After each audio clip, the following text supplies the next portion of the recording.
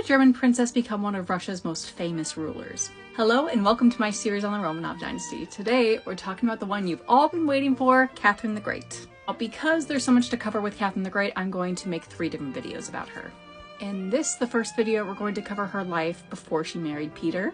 In the second video, we're going to cover her marriage to Peter and her ascent to the Russian throne.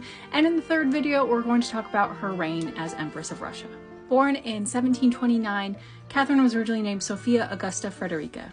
Her father was Christian August of Anhalt-Zerbst, and her mother was Joanna Elizabeth of Holstein-Gottorp.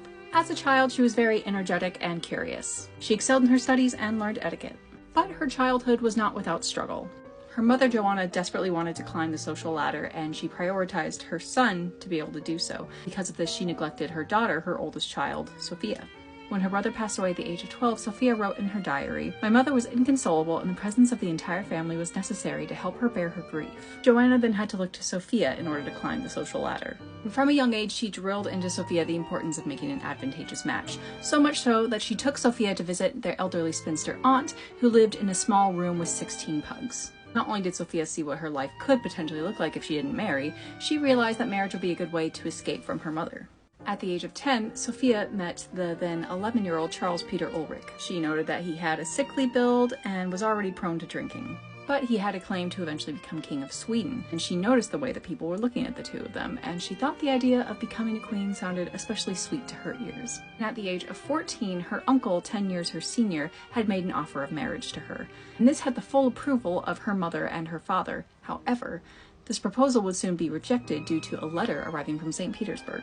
This letter came because Joanna had been fostering a relationship with Empress Elizaveta of Russia. Joanna's brother had originally been engaged to Elizaveta, but he had died of smallpox before they could be married.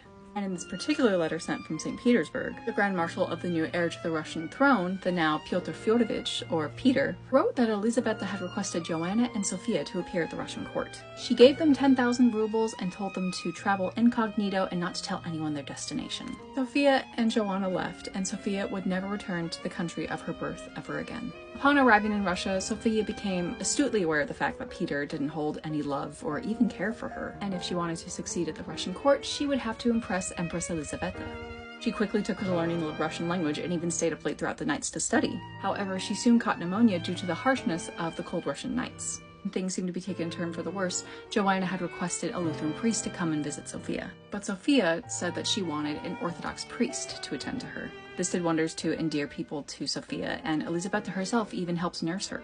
But Joanna did not make a sparkling reputation for herself at the Russian court. Elizaveta's agents had intercepted letters from Joanna, which proved that Joanna was sending information back to the Prussian court. Because of this, Elizaveta told Joanna that she would have to leave following the wedding of Sophia and Peter.